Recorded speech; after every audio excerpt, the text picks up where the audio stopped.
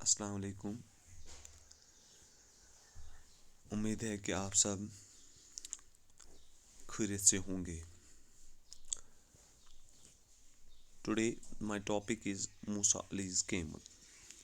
इस second part, इसमें हमने पहला पार्ट पढ़ा है, पहला लेक्चर दिया है। बेटा शुरू करने से पहले हम उसको थोड़ा रिकैप्चुलेट करेंगे, थोड़ा मैं उसको दोहराऊंगा। जो सामा का जो फादर था वो श्रीनगर से नुब्रा वैली जो लद्दाख में थी वहाँ उसका तबादला हुआ, मतलब ट्रांसफ़र हुई वहाँ। तो वो वहाँ डिक्सित डोलमा के घर रहे एज पेइंग गेस्ट। तो सामा और डिक्सित डोलमा आपस में दोस्त बन गए।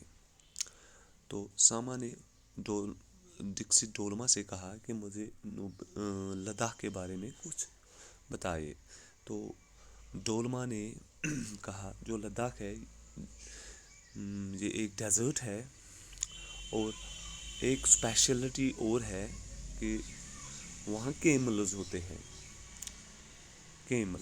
तो फिर डिक्सित डोलमा ने उसे कहा कि हम एक मीटिंग रखेंगे किसके साथ, मूसा अली के साथ, मूसा अली के साथ। तो समा बहुत बेताबी से इंतज़ार कर रही थी कि कब हम मूसा अली के साथ बातचीत करें। तो बेटा यहाँ तक हमने पढ़ा था, अब हम इसके आगे पढ़ेंगे। तो बेटा आप अपनी इंग्लिश टेक्स्ट बुक को पेज नंबर 44 पे खोलिए।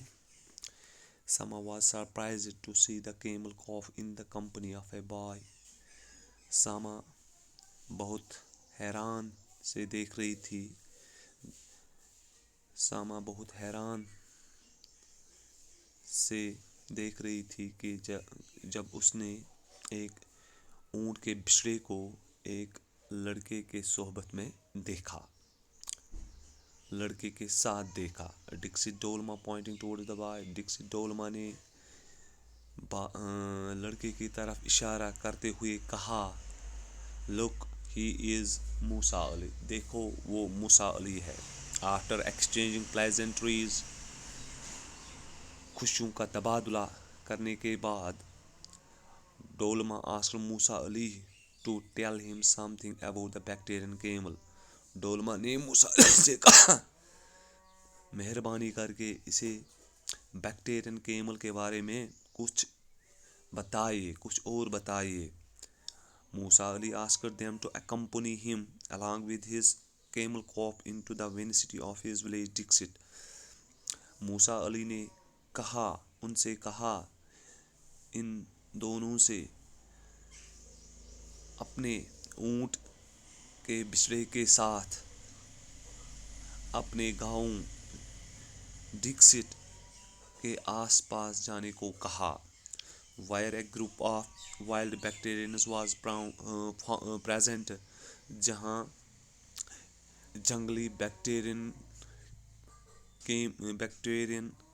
केमलों का एक ग्रुप मौजूद था।